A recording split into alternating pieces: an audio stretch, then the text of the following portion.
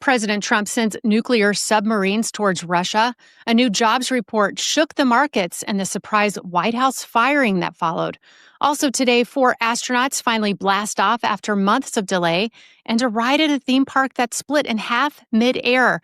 Plus our trivia question of the day, which animal has the largest eye? I'll have the answer at the end of the show. It's Saturday, August 2nd, and this is the Flyover Podcast. Welcome to the Flyover Podcast, taking you above the noise for an unbiased, high-altitude view of today's headlines with daily coverage that's honest and refreshing. Let's cruise the news and land the facts.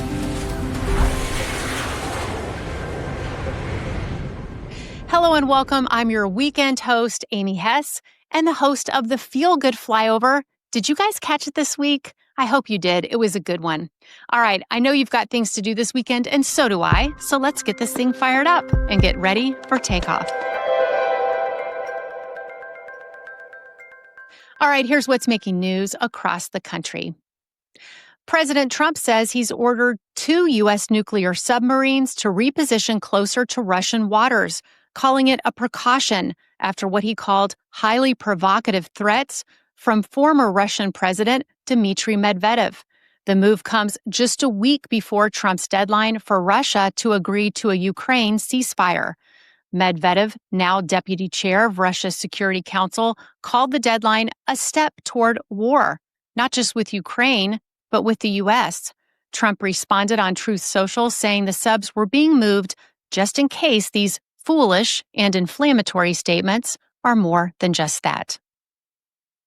Next, we're also learning more about President Biden's former top political aide, Mike Donilon. He told congressional investigators that he was paid $4 million for his work on Biden's 2024 campaign and would have made another $4 million if Biden had won.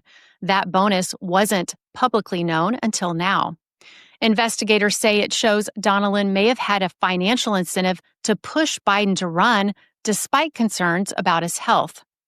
Donilon is the latest former Biden official to testify as Congress investigates whether Biden's team concealed signs of mental decline and whether executive actions were being signed using an auto pen.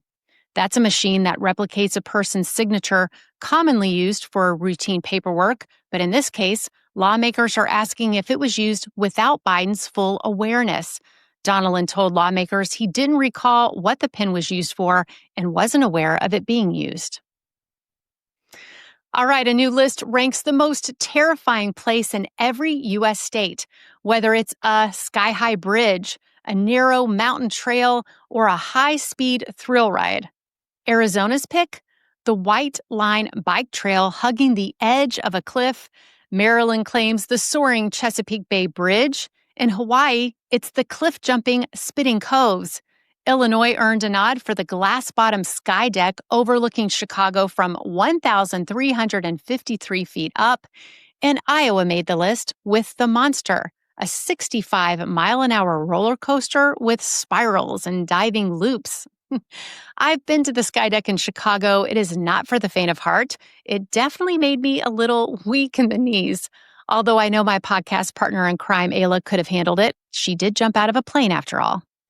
Curious what made the list for your state? You can find it. Our full lineup is in today's show notes. All right, let's take a look at what's making waves in politics. The White House delayed a key tariff deadline Thursday night just hours before it was set to kick in. The new plan imposes higher tariffs on imports from more than 60 countries, starting next week.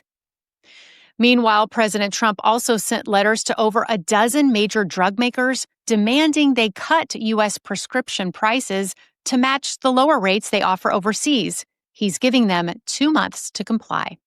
Over in the Labor Department, Trump fired the head of the Bureau of Labor Statistics on Friday, accusing Biden-era appointee Erica McIntarfer of manipulating jobs data after a disappointing report. Critics say the move is politically motivated and could undermine trust in federal statistics, but the current administration says it was necessary to restore trust in the numbers after what they called repeated inaccuracies and downward revisions. All right, a quick break to thank our sponsors, Native Path Hydrate. All right, Most of us know how important hydration is, especially as we get older. But the truth is, 75% of Americans still don't drink enough water. And if you deal with headaches or migraines like I do, you know how big of a difference the right hydration can make. That's why I'm excited to try Native Hydrate. I actually just put in an order for some and I cannot wait to try it. It's a zero sugar drink mix packed with electrolytes and all 9 essential amino acids to help your body absorb and retain hydration without the junk you find in other mixes. Just 230 milligrams of sodium, no artificial flavors or dyes, and only 5 calories per serving. Ayla's been using it and loves it. And with a 365-day money-back guarantee, it's risk-free to try. Check it out at nativehydrate.com/flyover. Again, that's nativehydrate.com/flyover, or click the link in the show notes. All right, now here are some extra stories just for you, our podcast listener. You won't find these in the email.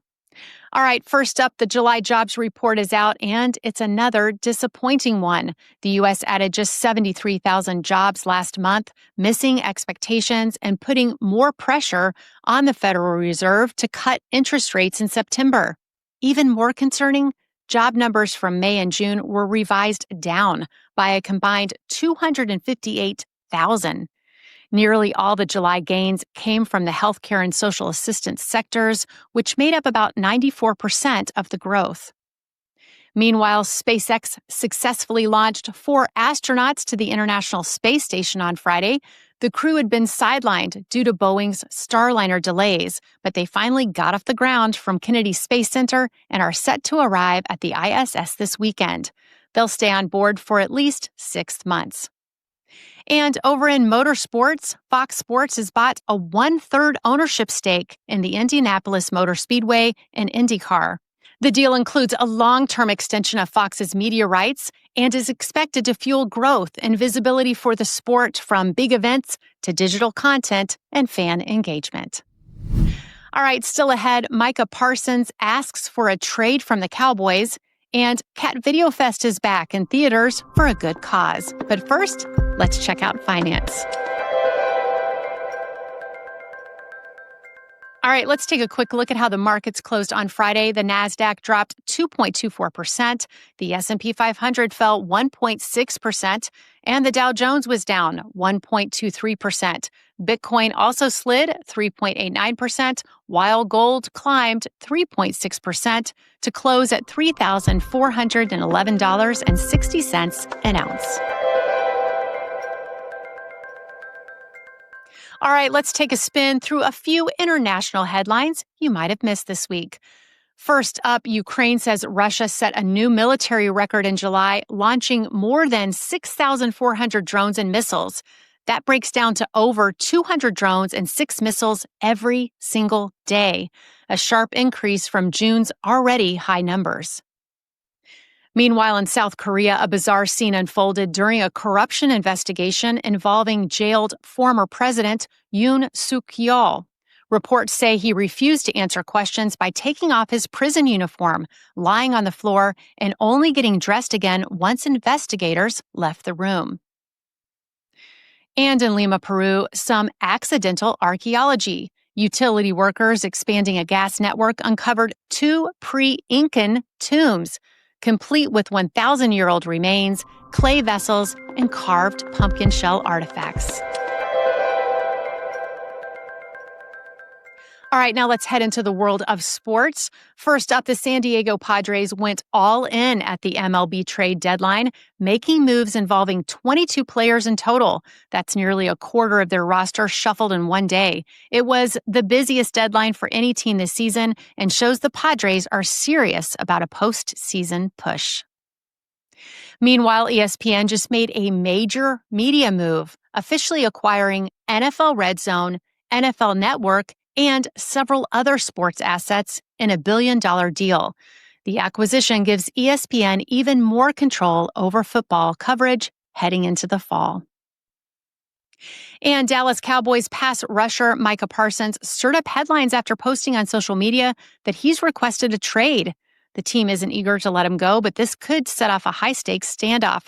Parsons is one of the most dominant defenders in the league, so where he ends up could shift the balance for any team. All right, still to come on the Flyover, your poll results and the answer to today's trivia. But first, here's our Etc. section. All right, here are a few more headlines you might have missed. First up, Cat Video Fest is back. That's right. 73 minutes of cat videos, old and new, are now playing in theaters across the United States and Canada. The annual event raises money for animal rescues and charities. So yes, this might be the one time it's totally justifiable to sit in a movie theater watching cats chase laser pointers. If you want to see if there's a theater in your area, we've got it linked in today's show notes.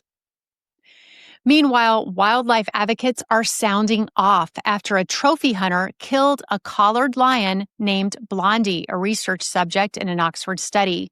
He was reportedly lured out of a protected reserve in Zimbabwe using bait. Critics say it's not just unethical, it undermines years of conservation work. And over in Saudi Arabia, a ride called 360 Degrees broke apart mid-spin at Green Mountain Park.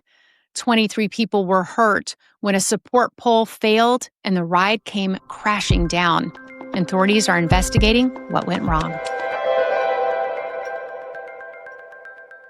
All right, now it's time for Pole Position, where we turn the mic over to you. All right, yesterday we asked, did you participate in the presidential fitness test as a student?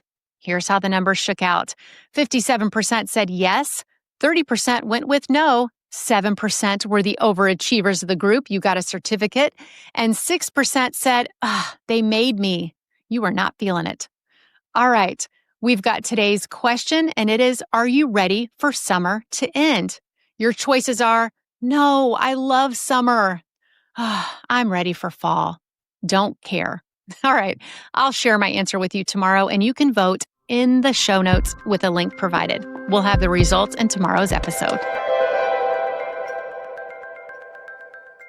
All right, before we go, let's get to today's trivia question and give you a little brain boost. Which animal has the largest eye? The answer, giant squids. These guys have got the largest eyes in the animal kingdom, up to 10 inches across. That's about the size of a dinner plate or a human head. They may not help much for spotting tiny prey in the pitch-black deep sea, but they're perfect for detecting big threats like sperm whales. In fact, scientists say giant squids can spot a whale from more than 390 feet away. And on that note, we're coming in for another landing. That's going to do it for today's episode. Don't forget to like, follow, or share if you're enjoying the show, and leave us a comment to let us know your favorite story of the day or how we're doing. We love getting feedback. It helps us continue to bring you high-quality content. And if you want these no-spin headlines delivered right to your inbox, don't forget to sign up at jointheflyover.com. All right, I'm going to see you right back here tomorrow. Thanks for flying with us.